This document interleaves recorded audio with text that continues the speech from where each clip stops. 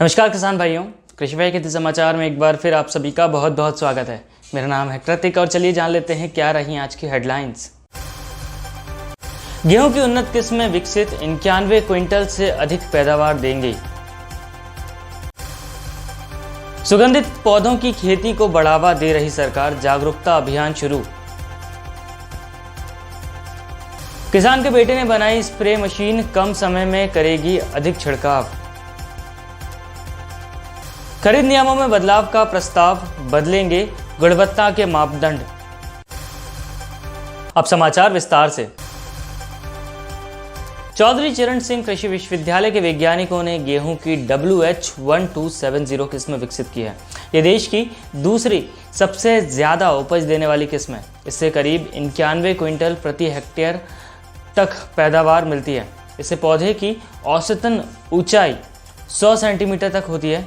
ये 156 दिन में पककर तैयार हो जाती है। जम्मू कश्मीर में सुगंधित पौधों की खेती को बढ़ावा देने के लिए एक विशेष जागरूकता अभियान शुरू किया गया है। इसके तहत प्रदेश में युवाओं को सुगंधित पौधों की खेती के लिए प्रोत्साहित किया जाएगा।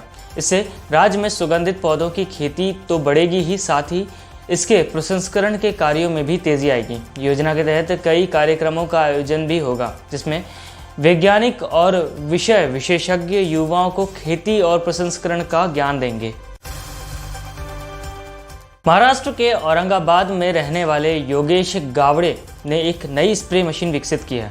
इससे कम समय और कम मेहनत में ज़्यादा जगह में स्प्रे किया जा सकता है। योगेश अभी तक 15 राज्यों के 400 किसानों को यह मशीन बेच चुके हैं। इससे आप इस मशीन की लोकप्रियता का अंदाज़ा लगा सकते हैं। यह मशीन बिना बैटरी के हाथ से ही चलती है।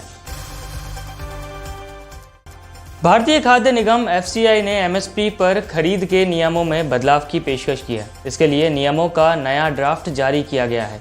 इस ड्राफ्ट में अनाज की गुणवत्ता में बदलाव किए गए हैं। नए ड्राफ्ट के अनुसार चावल के टूटे दाने की मात्रा 25 से घटाकर 20% और नमी की मात्रा 15 से घटाकर 14% कर दी गई है। धान में नमी की मात्रा 17% से घटाकर 16% कर दी गई है। वहीं गेहूं में नमी की मात्रा 14% से घटाकर 12% करने का प्रस्ताव रखा गया है। इस ड्राफ्ट पर FCI का कहना है कि इससे अंतर्राष्ट्रीय मानकों को पूरा करने में मदद मिलेगी। किसान भाइयों, कृषि भाई के समाचार आपको कैसे लगे हमें कमेंट सेक्शन में लिखकर ज़रूर बताइएगा। आज के लिए दीजिए इजाज़त, कल फिर मिलते हैं। धन्यवाद।